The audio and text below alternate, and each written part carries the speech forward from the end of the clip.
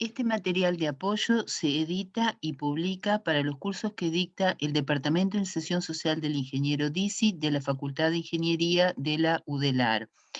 Nosotros, como forma de trabajo, teníamos una definición general de partido o de distribución de locales, de zonas de trabajo, de circulaciones, de accesos en un predio y luego se pone el zoom, se hace un zoom en cada uno de esos locales o en cada una de esas zonas de trabajo, actuando de la misma forma, haciendo una definición de esa distribución, pero internamente. A partir de esa definición interna muy general, que se denomina partido de uno de esos locales, luego se deberían ir estudiando cada zona o cada uno de los locales o sectores que quedaron definidos en ese predio, en ese padrón general, da lugar a una situación de partido que podía resultar algo similar a esta situación que les estoy mostrando. Se realiza como un croquis a mano alzada, se dibujan, se tienen en cuenta algunas dimensiones generales para no luego quedar totalmente fuera de lo que son las dimensiones que se manejaron en el predio. Y si bien es un croquis, un relevamiento, no se dibuja escuadra y regla ni en CAD, porque no se tienen definiciones completas aún, entonces conviene hacerlo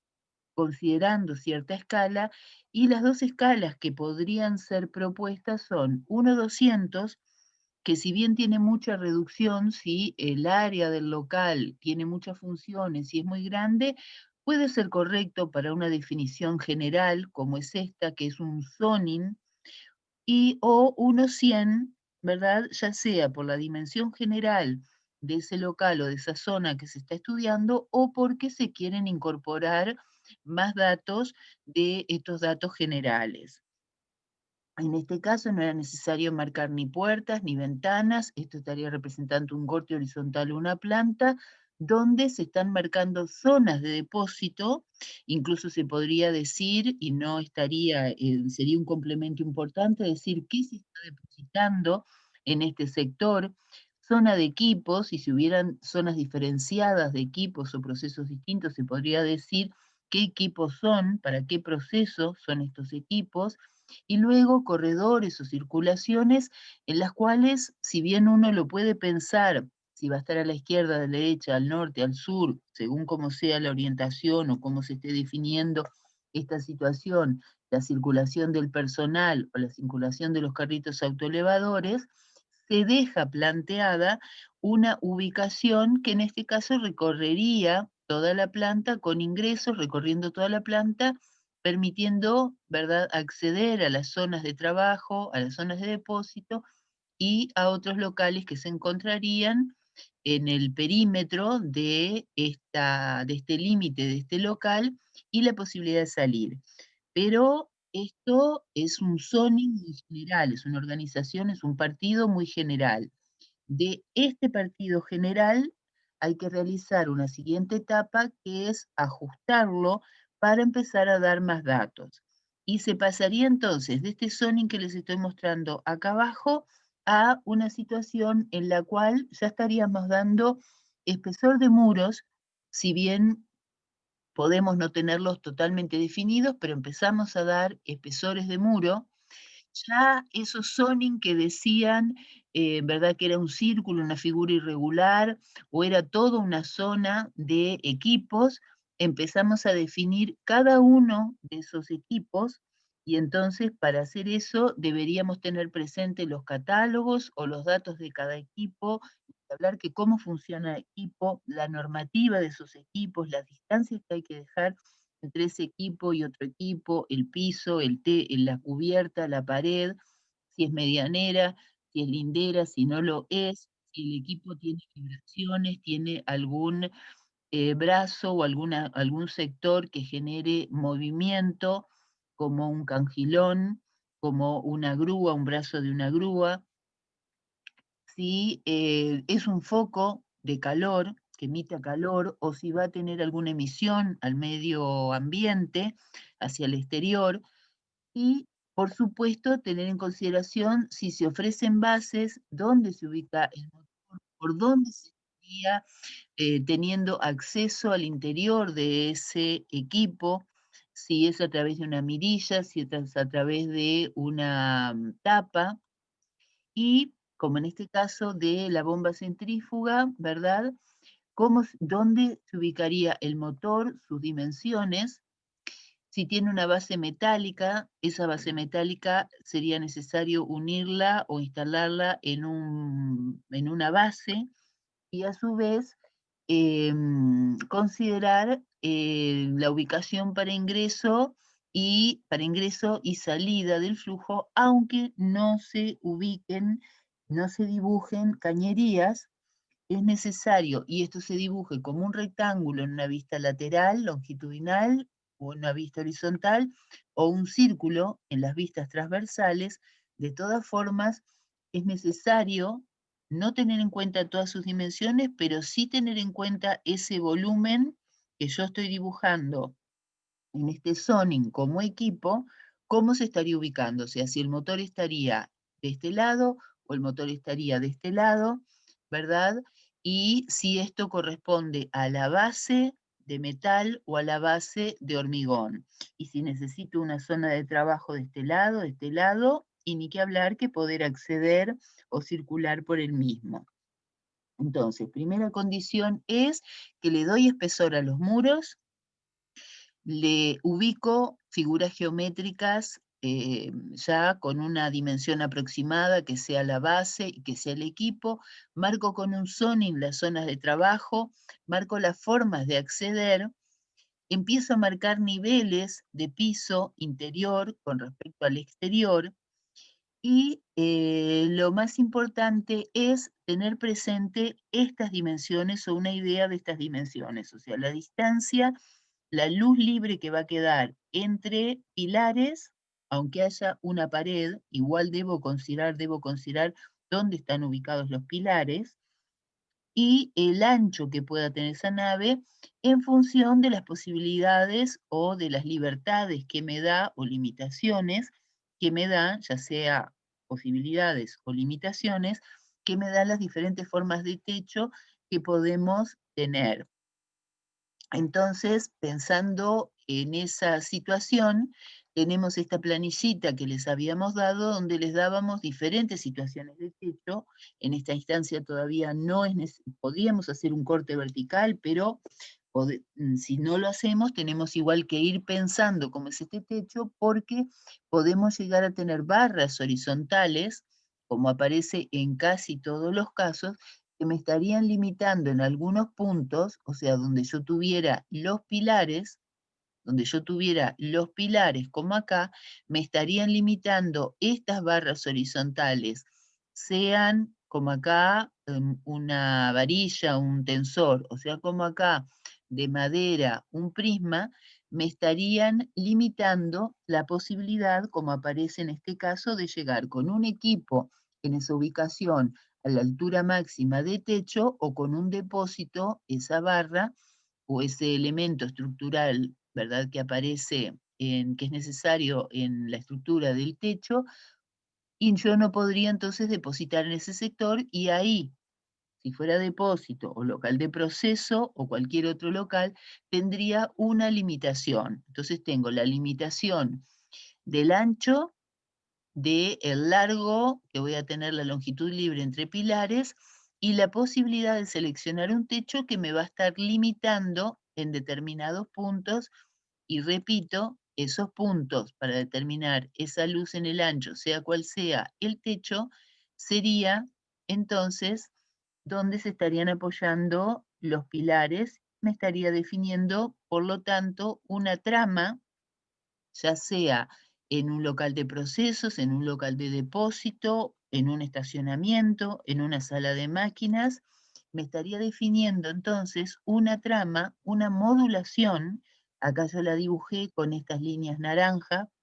para poderla visualizar, no es necesario que se dibuje en el plano final, ¿verdad? Pero yo acá lo estoy dibujando y es bueno que ustedes lo tengan presente para poder entonces definir la ubicación de donde estarían los pilares. Entonces, en cada uno de esos encuentros de muros o la trama definida por ese módulo, aparecerían, deberíamos considerar, pilares. Como esto es un predimensionado, ¿verdad? No estamos calculando, por supuesto, pero tampoco estamos en esta etapa dando esa dimensión exacta, y si bien los pilares tendrían dimensiones largo por ancho diferentes según su ubicación, porque algunos de ellos, como estos centrales, reciben mayor carga, fíjense todo el área que estaría recibiendo, que les estoy marcando acá. En cambio otros, como estos de esquina, recibirían solamente esta cuarta parte de carga. Puede ser que este a su vez tenga carga por otros motivos, ¿verdad? Que reciba, se apoye un equipo, una plataforma, ¿verdad? Y que este no, solo reciba la carga de su peso propio del techo, pero en principio, si fuera solamente la estructura de techo, ¿verdad? Estos centrales recibirían una carga mayor, estarían recibiendo toda esta superficie, o sea, 1, 2, 3, 4 cuartas partes. En cambio, este pilar esquina solamente recibiría una cuarta parte. Pero en esta instancia no es necesario precisarlo, sí ubicarlos, y como forma de establecer una dimensión, yo les digo que les den a todos 40 por 20 centímetros, o sea, 40 en el largo por 20 centímetros en el ancho. De modo de tener algún elemento algún elemento físico para poder ubicar allí y tener presente entonces dónde se van a estar apoyando esos elementos que son el techo que vimos, ¿verdad? ¿Dónde se estaría apoyando? Lo voy a dibujar aquí como si fuera un corte lateral, o sea, si yo hiciera un corte así, por ejemplo, el techo podría tener esta forma, ¿verdad? La forma que fuera, apoyándose así, si yo hiciera un corte, o sea, este triángulo estaría ubicado apoyado de este pilar, y habría otro igual de este pilar, otro aquí de este pilar a este pilar, de este pilar a este pilar, contemplando esta luz máxima que veíamos como, esta luz máxima que veíamos como ancho de esa nave, y esta otra luz entre pilares que veíamos que sería esta otra que tenemos en este sentido. Puede ser que yo tenga un muro, puede ser que yo tenga una reja, puede ser que tenga solamente los pilares y abierto. Eso va a depender del local y del diseño de ustedes. Si tengo muro, hago una doble línea, ¿verdad? Hago una doble línea. Los perimetrales luego tienen un teórico que va a ser sobre materiales de construcción, donde les va a dar un dimensionado, pero pueden darle a esa doble línea 20 centímetros para empezar a dimensionarla, y si tuvieran alguna interior que separara, por ejemplo, una oficina de un muro que separara dos locales interiores, a ese le podrían dar 10 centímetros. Un elemento importante es que inicialmente yo había planteado, por ejemplo, un muro aquí para salir a otro local. Si fuera posible, depende de lo que esté sucediendo fuera y depende de lo que esté sucediendo acá adentro, es mejor que alinear la estructura. Así como se hizo una modulación y se realizó una trama, este muro, si fuera posible, correrlo a este pilar o correrlo que coincidiera con este pilar, o sea que la parte exterior del muro coincidiera con esta cara del pilar y esta otra línea quedara, ¿verdad?, dentro de ese pilar. Eso sería mejor porque no tendría una estructura, principalmente por la estructura, la construcción de esa estructura y lo que está bajo tierra, la cimentación. No quiere decir que esto no se pueda hacer, que esté un muro acá, otro muro acá, que estén desfasados, pero implicaría más mano de obra, más costo, más detalles constructivos, ¿verdad? Porque habría que ver uniones, y repito, se puede hacer, pero si yo continuara con esta línea de cimentación que tengo aquí, y ya este muro se estuviera riostrando o apoyando en este pilar, sería más ordenada la estructura. Eso depende del diseño, el diseño es la prioridad, pero a veces tal vez me digan, bueno, yo quiero tener una puerta acá de 1,20 m para que ingrese personal y esta es la oficina y llega, o es un laboratorio y llega hasta acá, bueno, se justifica, y acá tengo una salida que tiene que tener tal ancho y una puerta batiente y demás, bueno, hay una justificación para ponerlo acá. Si no fuera así, lo lógico sería que se alineara, o lo mejor sería que se alineara con este pilar que yo tengo en esta situación. Eso sería ordenar entonces la estructura con un módulo, contemplando entonces, o empezando a contemplar los aspectos de construcción. Quedan ahí, no es necesario en esta etapa definir más, y sí, como dije, definir los equipos, definir las circulaciones, si tengo escalas o escaleras, calcularlas y dibujarlas, ¿verdad? De modo que cuando se llega a la parte superior de la escalera, esta, ¿verdad? Esta barra de la cercha no me esté, cuando yo llego con la plataforma de la escalera, por ejemplo acá, esta barra de escalera me permita tener la altura mínima necesaria para cruzar debajo de ella que dice la norma. Y lo mismo si tengo un techo inclinado, no lo estoy dibujando, pero tener presente que si voy a dibujar una plataforma, una circulación a otro nivel, un depósito, o como vimos la escalera que llega a una oficina de control, tener presente que si el techo es inclinado, esta altura mínima, la altura media y la altura máxima que me pide la normativa, para poder acceder cumpliendo la normativa, pero también de manera cómoda y segura. Bien, o sea que la escalera no dibujo escalón por escalón, no dibujo todos los escalones, pero sí la calculo y la dibujo del largo que corresponda, según mi cálculo y según la normativa, considero su ancho, el ancho que corresponda, y punteado, si llega a una plataforma, la hago punteada porque se estaría proyectando sobre el piso con el área también que corresponda. Esto sería a nivel de proceso, indicando puertas e indicando estas distancias, acotando estas distancias y acotando estas distancias. No necesariamente tienen por qué tener dos naves, como yo les marqué acá. Yo les marqué dos naves porque era lo que teníamos acá, ¿verdad? Esta es una nave, esta es otra, para que pudieran tener como una referencia visual para poderlo entender mejor. Pero yo, si este ancho de este punto, de este pilar a este pilar, cumple con el ancho que yo necesito, por ejemplo, 20 metros, 30 metros, que me permite tener libre, o 18 metros, o fracción, ¿verdad? Entonces no necesito esta línea de pilares, puedo apoyarme en este lado y tener un techo que fuera así. Yo lo planteé, repito, de esta forma para que ustedes vieran otra situación y no un único techo.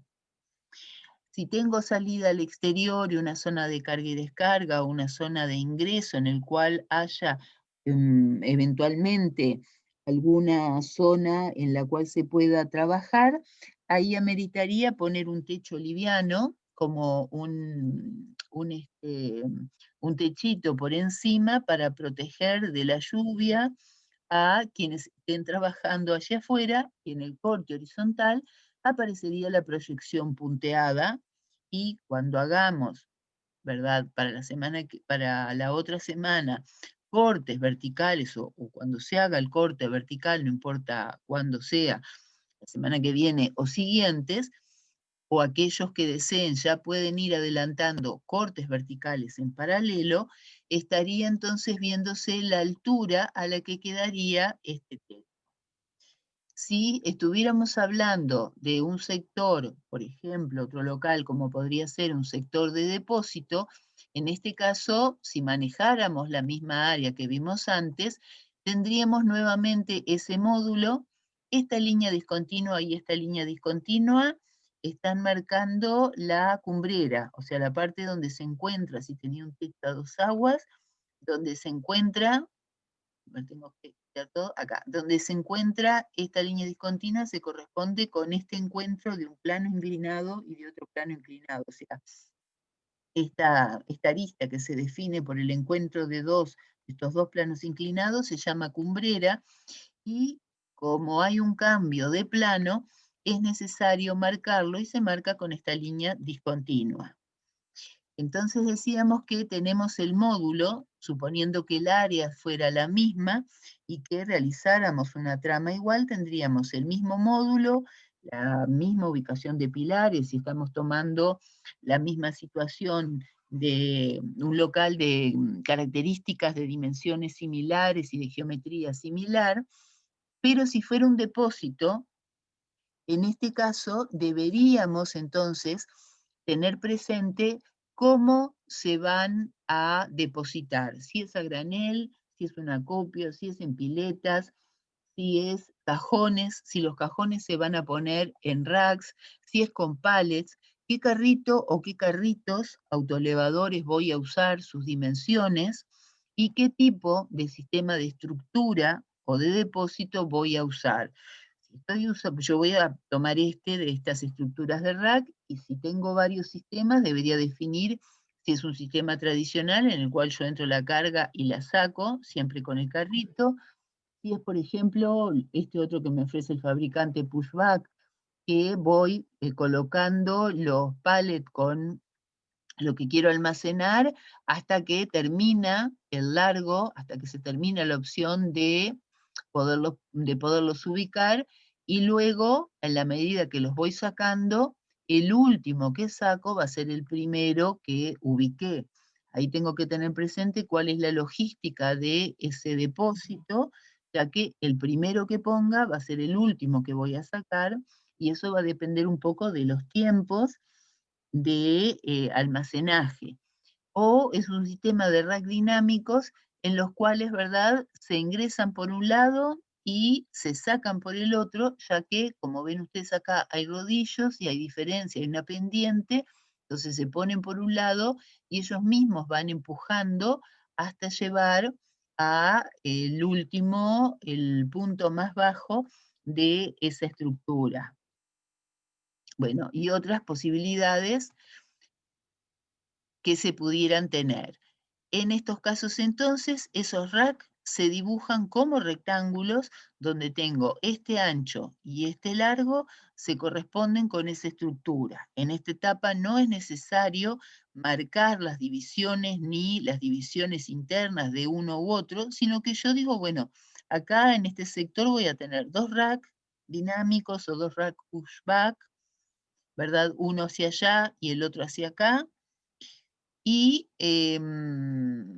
voy a tener uno y otro, y voy a tener una circulación de carrito autoelevador que llegue hasta aquí para poder cargar o descargar tradicionalmente. Y voy a tener una circulación de personal, y la diferencio con otra trama que me permita recorrer toda la planta y de pronto que ingrese por acá, paralelo a esta circulación, y traslade toda la planta del depósito, porque recordamos que es necesario señalizar el espacio, ¿verdad?, donde van a estar los carritos autoelevadores o va a ser una zona de carga y descarga. Es necesario marcar la zona donde va a circular el personal, como en este caso, que lo tenemos, ¿verdad?, alineado con respecto, yuxtapuesto, próximo alineado con respecto al depósito, y por aquí circulan los vehículos, los carritos autoelevadores, o en esta situación que también se da internamente esa circulación de personal, o como esta que la tiene pintada y la tiene todo alrededor y la tiene también internamente, o como esta que la tiene marcada con estas barras que aparecerían, en lugar de estar señalizado en el piso con cebras o con colores de alguna forma pintado,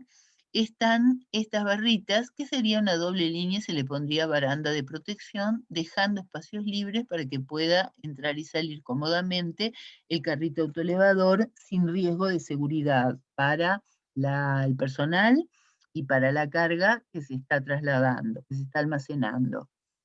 o se está sacando del almacén.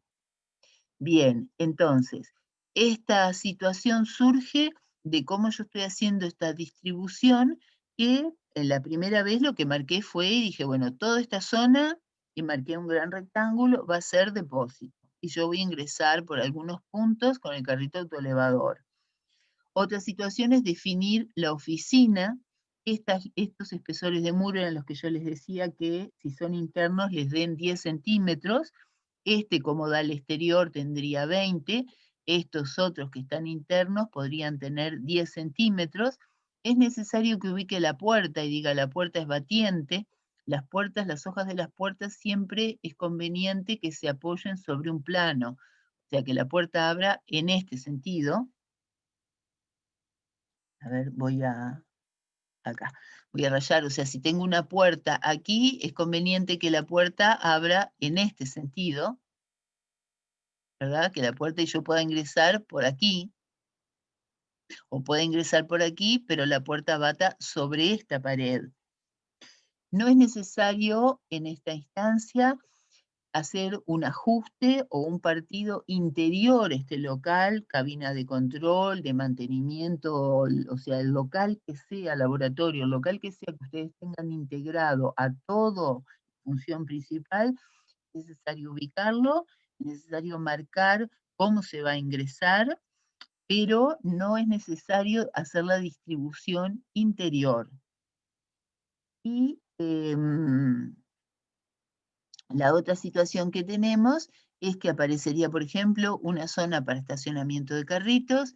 y, ¿verdad?, otros depósitos que yo puedo tener módulos más chicos de rack y una circulación de carrito autoelevador. O puedo decidir que todos estos se colocan enfrentados y de este lado se da esta otra situación. O puedo definir que estas cabinas se colocan de este lado, el estacionamiento de carritos acá, y estos racks, estos rectángulos, se colocan en este sentido y yo circulo perimetralmente. O sea, ¿cuál es el diseño? Es necesario rayar a mano alzada como croquis hasta definir cuál es la mejor situación dentro de aquel partido general que yo había definido. Bueno, ahora, ¿cuál es la mejor situación para ubicar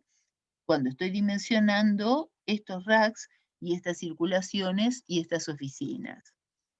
Para llegar, en última instancia, a un trabajo dibujado con herramientas técnicas, seguramente hoy sea con algún programa CAD, en el cual yo empiezo a definir ya ahí sí con precisión la distancia entre pilares, la forma de los pilares, empiezo a definir con precisión todos los locales internamente, porque los estudié, al igual que estudié el local general, el pavimento y escribiendo, ¿verdad? Si es pavimento de personal, de operarios, cuál es su ancho, y un corte vertical para mostrar la altura. Por ahora, el siguiente paso es definir la trama de pilares en función de cómo va a ser mi estructura y cómo va a ser mi techo, darle espesor a las paredes, 20, repito, los perimetrales, excepto que sea medianera, ahí, o muro medianero, ahí sería 30, los interiores 10, tratar de alinear la estructura, ¿verdad? Acá yo podría haber puesto este muro acá, pero me hubiera quedado la mitad de la oficina, ¿verdad? O podía haber puesto toda la oficina entre este módulo, o sea, ocupando la mitad de todo este módulo. Podría haberla puesto acá, pero tal vez este carrito autoelevador funcionalmente no era correcto acá, porque yo quería tener una salida directa al exterior desde la oficina, por seguridad, por control, por lo que fuera. Esta situación tal vez no sea la mejor porque yo circulo con los carritos autoelevadores y tendría una circulación de personal que peligraría. O sea que entonces debería definir que tendría que tener una entrada por acá desde el exterior, tal vez directamente, y luego o de este lado o de este lado, ¿verdad? Tener una salida a este espacio interior del local. Pero como han visto, una vez que yo definí el zoning, dije, en esta zona voy a poner esos locales, el estacionamiento del carrito, voy a tener una circulación en el medio o aproximadamente en el medio, hay, a partir de allí, ajustarlo significa empezar a ver todas las posibilidades de qué sucede si yo este sector o esta zona la pongo a la izquierda, a la derecha, al este, al oeste, al sur o al norte, ¿verdad? De esta ubicación. Bien. En algunos casos que se lee claramente cómo podría ser el recorrido, como en este taller, podría evitarse hacer el pintar en el piso cuál es el recorrido. Nosotros, como es un ejercicio de aprendizaje y queremos ver cómo lo han definido concretamente, les pedimos que marquen entonces esas circulaciones con dos tramas diferentes o sombreado, ¿verdad? Una sombreada y la otra con trama, para poderlos diferenciar claramente en el dibujo, interpretar su dibujo correctamente. Bien.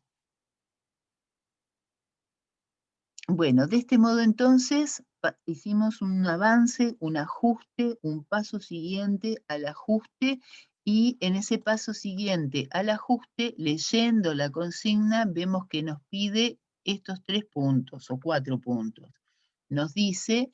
que se diseñe ese local y se dibuje con el grupo de 2 estudiantes, o sea, los 2 estudiantes dentro del equipo de 4 que van a estudiar proceso o 2 estudiantes que van a estudiar depósitos. Si hay un equipo de 3, será parcialmente el local de proceso y totalmente el local de depósito. Y es un croquis a mano alzada con cierta proporción, por eso empleamos escala, en el cual acá tienen qué se les está pidiendo concretamente. Puertas para ingreso y salida de personal y de vehículos, sus dimensiones y ubicarlos e indicar qué tipo de puerto o portón sería el que van a colocar, si es batiente, si es corredizo, si es levadizo, y cómo abre o cómo corre por el riel ese portón. Por ejemplo, en este caso esta puerta está abriendo, es derecha, está abriendo y respaldándose sobre este muro. Estas dos puertas, esta puerta que son de 2 hojas, esta se respalda sobre este muro y esta no. O sea, acá hay una cabina de control, ¿verdad? Que está marcada, que es esta cabina de control. Bueno, ahí ustedes definen, repito, entonces, la consigna les pide que definan entonces los accesos y las puertas para acceder a los locales. Lo otro que les pedimos es la circulación de personal y de operarios.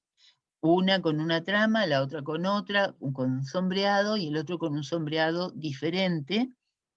para identificarlos más rápidamente. No es necesario que usen el rojo y el amarillo que yo usé, pueden usar colores más neutrales, un gris claro, lápiz, eh,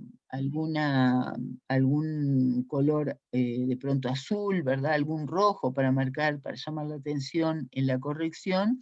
pero no debería ser un arco iris innecesario. Entonces tenemos dimensionar y ubicar en esta etapa cada 2 estudiantes que formaron el grupo, uno de esos locales, el local en el cual se inscribieron como tarea, los ingresos y salidas, las circulaciones de personal y vehículos, principales y secundarios, escaleras fijas,